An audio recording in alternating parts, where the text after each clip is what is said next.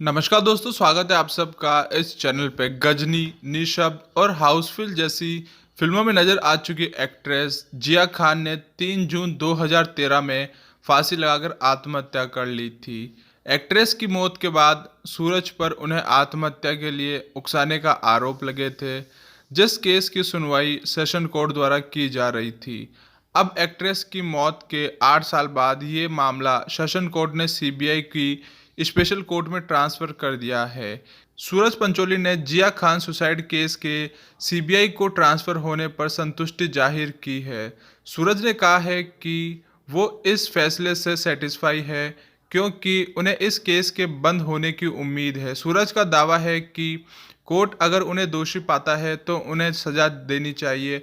हालांकि अगर वो निर्दोष है तो उन्हें सभी आरोपों से मुक्त किया जाना चाहिए। सूरज के परिवार को भी उम्मीद है कि अदालत उनके मामले में तेजी लाएगी। सूरज ने कहा, मुझे अब थोड़ी राहत है क्योंकि मेरा मामला शुरू से ही विशेष सीबीआई कोर्ट में होना चाहिए था।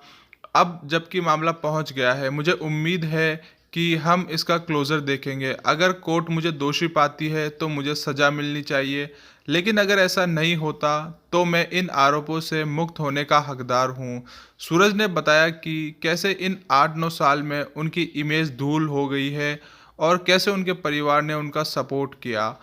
सूरज ने इंटरव्यू में बताया कि यह वक्त मेरे लिए कठिन रहा। मुझे विश्वास है कि इस अंधेरी सुरंग के आखिर में रोशनी होगी। मेरे लिए मुश्किलें यही थी क्योंकि इंडस्ट्री और उनके आसपास की हर चीज़ परसेप्शन पर काम करती है और मेरे पास परसेप्शन वैसा नहीं था जैसा मैं चाहता था। ये सालों पहले बर्बाद हो गया था।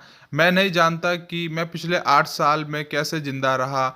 मेरी फैमिली ने मुझे उसी हाल में देखा है। उन्होंने कहा कि मैं इतने सालों में चीज़ें भुलाने की कोशिश की है। मेरा लक्ष्य आगे देखने और आगे बढ़ने का है। मेरे परिवार को उम्मीद है कि सीबीआई कोर्ट कम से कम मामले में तेज़ी लाएगी। दोस्तों, गौर करने वाली बात यह है कि जिया खान की मौत के बाद में जांच में एक 6 पन्नों का सुसाइड नोट मिला था। इस नोट में जिया ने सूरज पंचोली का नाम लिखते हुए कहा था कि उनके रिलेशनशिप हेल्दी नहीं थे। जिया प्रेग्नेंट थी और सूरज ने अपने कैरियर को बचाने के लिए उन्हें गैर कानूनी रूप से एबॉर्शन करवाया। इस प्रोसेस में जिया की तबीयत खराब हो गई थी। इसके बावजूद सूरज अपनी इमेज खराब होने के डर से उन्हें अस्पताल लेकर नहीं गए। सुसाइड नोट में एक्ट्रेस ने नर्वस ब्रेकडाउन का भी जिक्र किया था, जिसके बाद सूरज पंचोली पर जिया को आत्महत्या के लिए उकसाने का आरोप लगा था।